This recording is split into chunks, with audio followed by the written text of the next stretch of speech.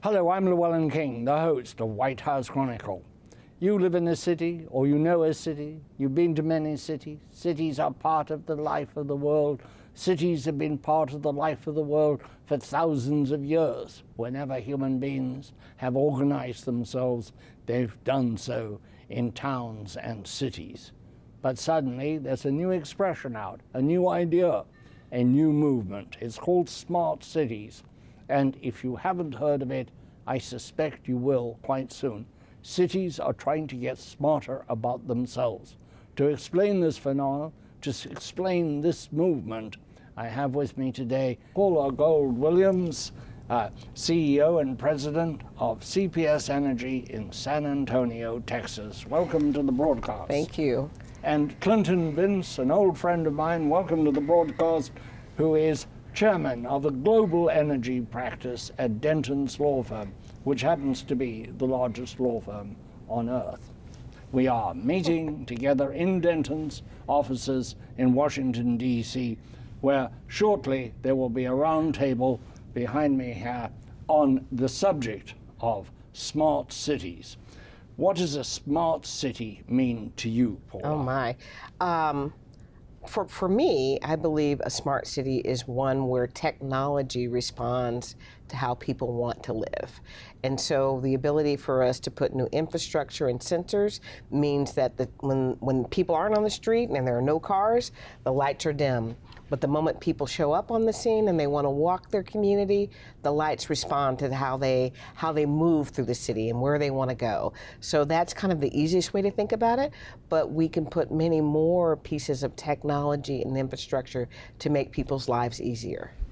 Dentons, Clint, has formed a think tank within this big law firm devoted to smart cities. How is that going to work? And how do you see a smart city? Well, I think Paula's explanation was perfect. A smart city basically modernizes the digital, physical, and social infrastructure of a city and integrates all the essential services for the benefit of the citizens. The Dentons think tank is something that we feel is very important to serve as an information sharing and best practices sharing program. We're in about 75 countries around the globe, so we want to get a lot of perspective. And you're working on cities in all of these countries, or most of them? In many of the countries, we would love to see more cities scale up. What are the components of the smart city? Obviously, Paula will explain that, electricity, but there's also 5G telephony, the next stage in telephones, and what else? What else comes together?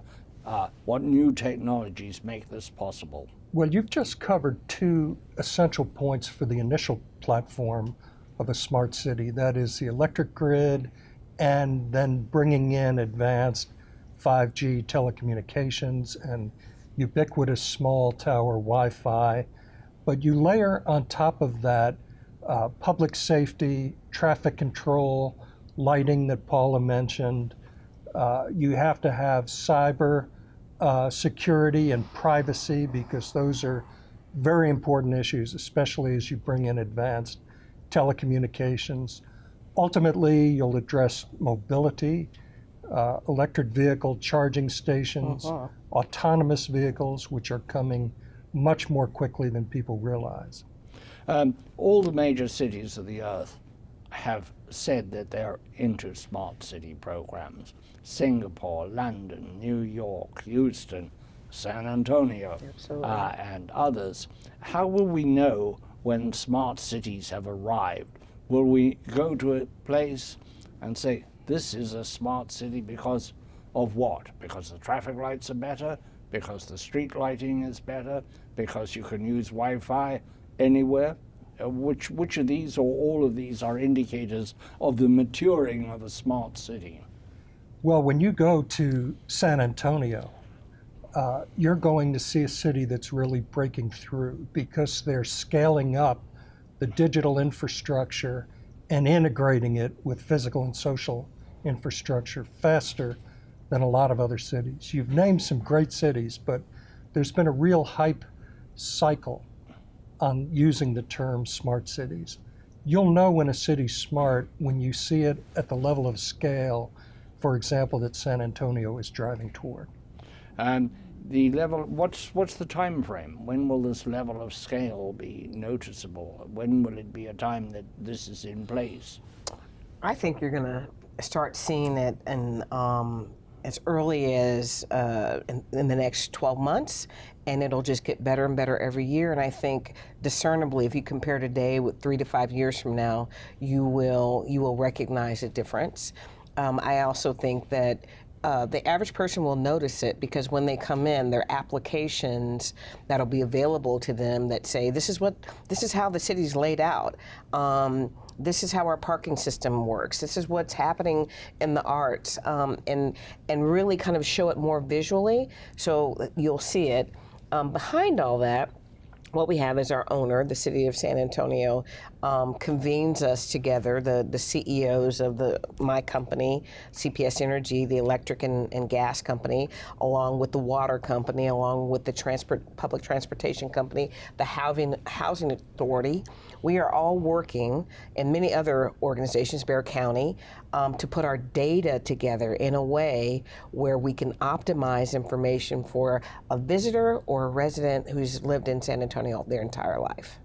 So it's going to make life in the city easier. Yes. Of these technologies that are going to bring this about, we've mentioned the two big ones, but there are other things. You mentioned automated cars, which also includes ride sharing, even the pesky scooters on the streets. They're all part of the digitizing of cities.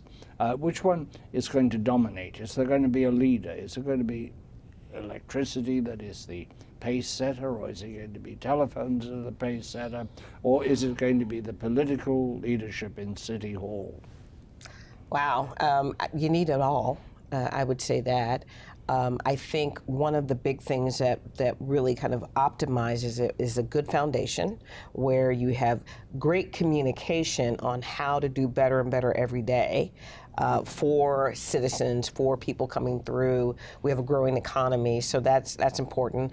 The 5G component, I mean, I think everyone's trying to figure out how to make sure that it's optimized, not just for people in terms of who are the wealthiest, but the abilities for us to help all areas of the city and do that last mile connection and change it from there. So it's the optimization of all that together is what's going to make it work. 5G by itself without a foundation, without the communication, doesn't get you there.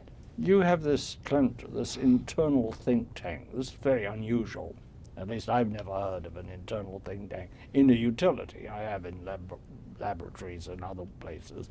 How does that work, and how many cities are you advising? A lot of cities, or just San Antonio? What is the spread here? We're in the United States. We're advising San Antonio, New Orleans. We're doing work now on technology with the New York Power Authority, which is working toward becoming a virtual and digital utility.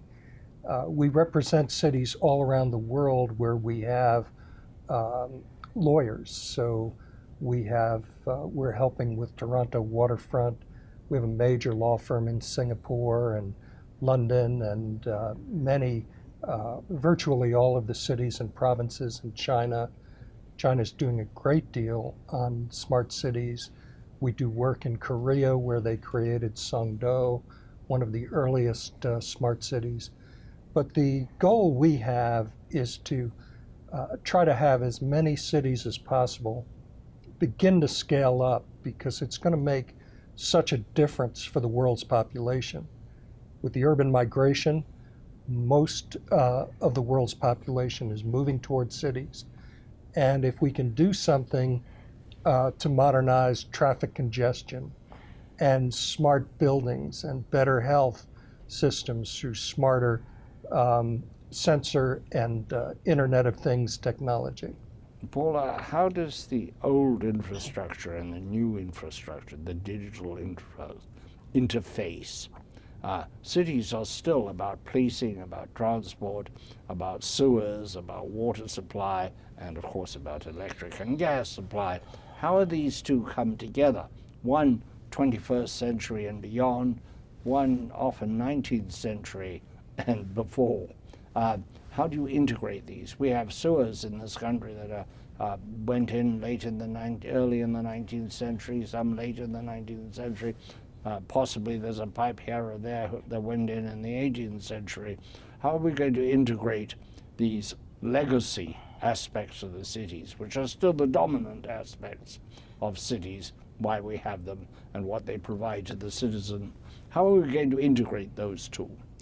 A couple things are really required. You don't have to change every single thing, but you do have to have certain aspects of upgrade in infrastructure. It is absolutely required that the electric company, the component of the community, that upgrades its infrastructure.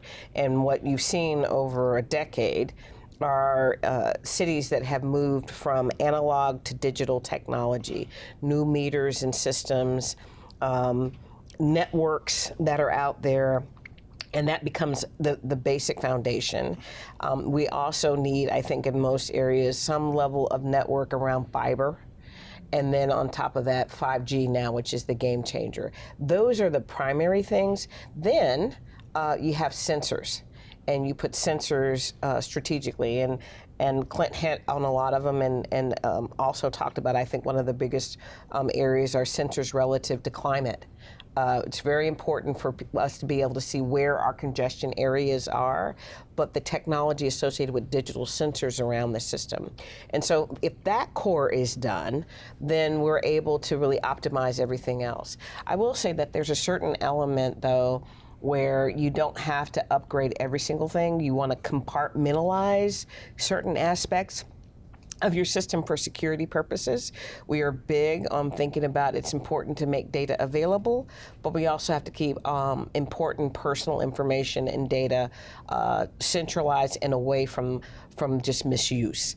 And so you optimize it and you figure out what do you prioritize, you get the core right, you attach different technologies, and you're able to balance some of the old with the new from that perspective. There are digital things, Clint, that have not been anticipated. The digital approach, the digital onslaught has brought about possibly autonomous vehicles, certainly ride sharing, which has flooded cities with cars that wouldn't otherwise be on the road, endangered traditional taxis, and of course add to that at the low end, the ubiquitous scooters. Do you use a scooter? No. No.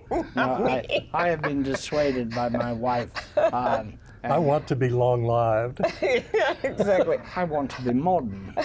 If nobody was looking, I would try it. If there were no cars on the road and no one else, I would try it. But for safety, no. What are the other unintended consequences that you are now aware of that you wouldn't have been aware of, say, 5 years ago? I'd like to go back to the security issues. I believe that it is great that everyone has an app, but I also know that our business is focused on delivering power 24/7, 365. That's what we do. And we have people who do. We have a whole emerging and growing investment in our cyber operations and our cyber protection. But the issue is there are certain people, entities, and countries that spend all of their 24/7, 365 working to penetrate people's phones, applications, utilities, so that unintended consequence of having so much information out there is actually an attraction for people who want to infiltrate those. So I think we're spending a whole lot more time in protection than we have, and we will. We will just continue to invest in it for that reason. We're going to take a little break, primarily for the benefit of our listeners on Sirius XM Radio, channel 124, where this program is heard 4 times every weekend. You are listening to White House Chronicle with myself, Llewellyn King, and my 2 guests, Paula Gold-Williams and Clint Vince. Paula is the CEO of the utility in San Antonio, Texas, and Clint is a lawyer and head of the worldwide energy practice at the world's largest law firm, Dentons. We are recording this program in their conference room a few blocks from the White House. I, of course, am your host, Llewellyn King. This program can be seen on 200 U.S. stations and heard and seen around the globe on Voice of America, which also, we're glad to say, translates it into Chinese. And Clint, you have a large Chinese operation, right? We do have a large firm. The I largest noticed firm you in have China. the name in Chinese on your name. Uh, Yes, the name that's- is Dentons in China, and we have about 4,000 lawyers there. I want to tell you a China story. I was in China with Hillary Clinton, and she went to address a women's group, and I went along because I was interested. And she was saying to them, I want you to be lawyers like myself. And they were looking at her, what's a lawyer? They had no idea, and she was strangely ill-prepared for that group. But in fact, law is now an established thing in China, or Western law, right? Yes, it has. It's really, the legal system in China has blossomed, especially within the last 25 years or so. The ability to have national and international law firms has just developed recently, and we're very honored to What have. is the access to the Chinese courts? The access is free for all provinces, and Chinese courts are really upgrading on fundamental issues that we have lived with for hundreds of years, the rule of law.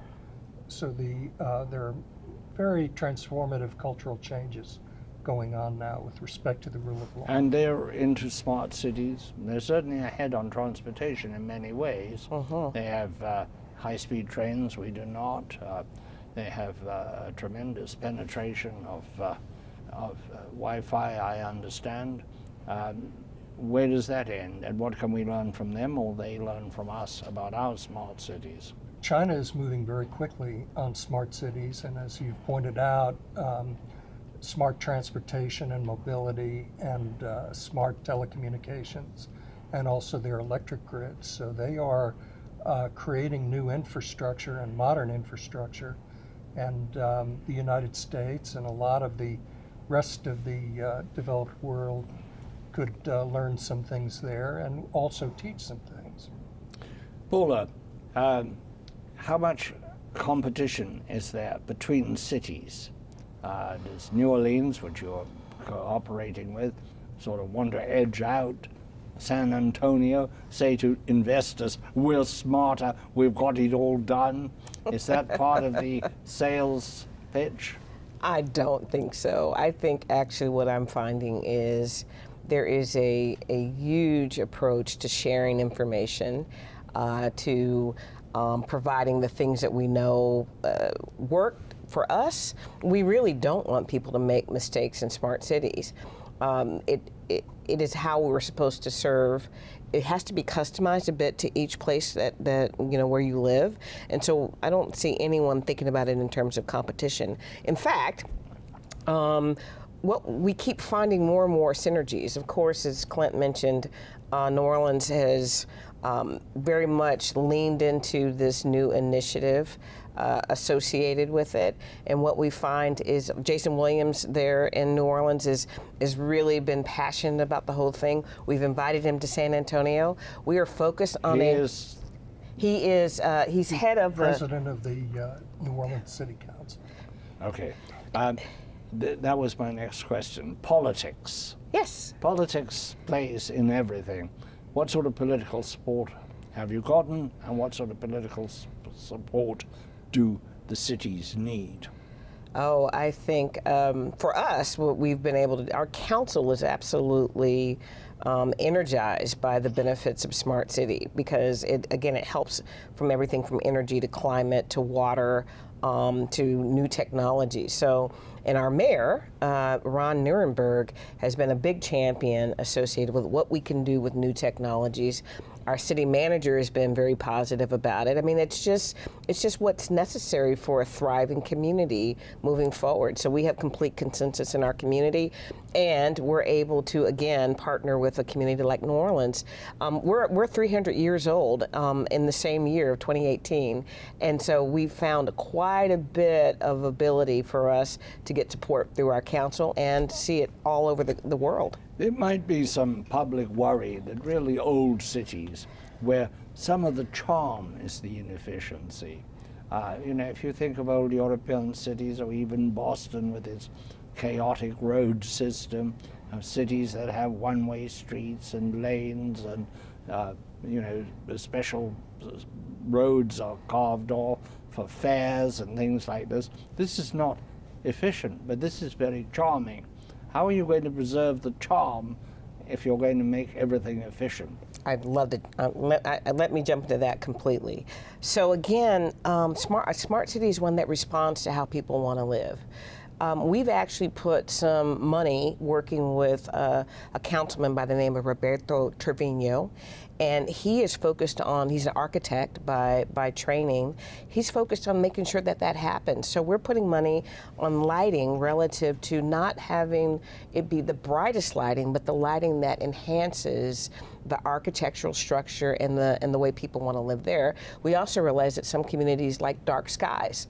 So we can actually have technology respond to exactly what people want inside of their neighborhoods, which is, we think, the best thing that we can do. We can bring it down to a node so it doesn't overwhelm how people want to live. That's very interesting. This all sounds so utopian, so fabulous. What are you going to do about transportation in cities? Transportation is the big problem in all cities, and various draconian things like in Singapore not allowing private cars into the city. They haven't done that in 40 years or something. London, something similar. Community charge, they call it, something like that. But of course, it's a way of trying to keep private cars out and just having taxis. And then suddenly you have Uber cars. What are they? Where do they fit? What are you going to do about transportation? New York is talking about spending $40 billion on its subway system. 40 billion with a B. Nobody knows where it's coming from, but that's what's needed to fix it, according to the subway czar they've appointed. Well, you're going to see with the development of 5G telecommunications and artificial intelligence applications and sensor technology, you'll see some things that consumers will love. For example, much better traffic control systems, which will reduce congestion. Ultimately, driverless vehicles will be safer once they get through. Where are you going to park them when they're not in use? Well, there won't be as much need for parking when you have autonomous vehicles. There'll be fewer people owning their own cars, and the cars will be used more continuously. So it'll actually reduce the need for parking. Do we know that? Yeah, I just have this feeling that people like their cars because their cars have their stuff in it. They use a different word, but they got their stuff in it. And it's got their music, and it's got their lunch from yesterday, which they're still working on. This all goes away when you depersonalize the automobile. And that's going to be a big issue, depersonalizing the automobile. I'm sure there'll be a transition. I'd also say, and I'm going to get in trouble because my employees want me, my team members want me to do this sooner rather than later, but there will be a time where work won't transpire between 8 to 5. There will be more people who can work at home. So when they choose to go out, it'll be a very different affair. I would also say what we've noticed is people coming through college now, they don't feel like they have to have cars. We have a whole momentum of people who really do love ride share and all the technology around that. I even saw the the investment efforts that are happening. Uber's doing Uber helicopter, so you reduce the congestion on the road. I just think because people will live differently, they'll work differently, that technology will enable that we actually have an opportunity to reduce congestion, and that less and less people will say they have to have a car, but cars will be available appropriately through technology. How many millennials have landline phones now? That's true. That's and, true. And much of what you say is true. Gig economy, people working at home. I just wonder about how it's all going to work together. Having lived in a model community called Reston, where everybody was going to walk to work. It's a lovely place to live, but everybody drives 50 miles to work. And people drive 50 miles the other way to work there. It didn't quite work as it was planned. But where's the individual going to be in all this? Is the individual going to feel a part of this, or somehow irrelevant because of this? Well, Paula mentioned a very important word, and that is equity. So what is done with smart cities and the governing bodies that we deal with require us to write the word equity into the definition of smart cities. Equitable treatment of the consumers. But consumers that never before have had access to Wi-Fi, for example, are going to be very happy with this. And improved transportation, not just for the affluent, but for everyone, will be a big advantage. Before you go ahead, you have to solve the cybersecurity problem, don't you? Because otherwise these cities can be rendered I'm so glad unlivable. I'm so glad Paula mentioned the cybersecurity problem and also the privacy problem. San Antonio is coordinating with the Air Force and doing some really groundbreaking work on cyber. We've invited and have on our think tank former National Security Advisor Jim Jones, whose primary focus now is on cyber and physical security and privacy. It's a brave new world, isn't it? I wonder how it's going to be. Are we going to notice it as individuals? Are we going to take it for granted the way we take electricity for granted? Our great-grandparents, or great-great-grandparents in your case, Paula, You're kind. thank you. I hoped you'd get that. Did not take electricity for granted. We take it for granted. Are we going to take the Wi-Fi city for granted and be very discomforted when on our holidays, when we go to some primitive place, we find that none of our gadgets work and we might actually have to look at the sunset? I think there's a risk that people will one day forget how the journey happened. I think you're right, though, that the journey is really important. And what I would add is, who's really driving this? Our customers. Customers are so used to now utilizing technology, and in the region they live, they're able to move forward, and we're focused on the regionalism view to help solve that. We're at the end of our time. Last question, maybe for Clint, maybe for Paula. Somebody grab it. Things happen when people are making money. Who's going to make money out of smart cities? The tech companies certainly tech would like companies, to. yes. Paula, let you finish.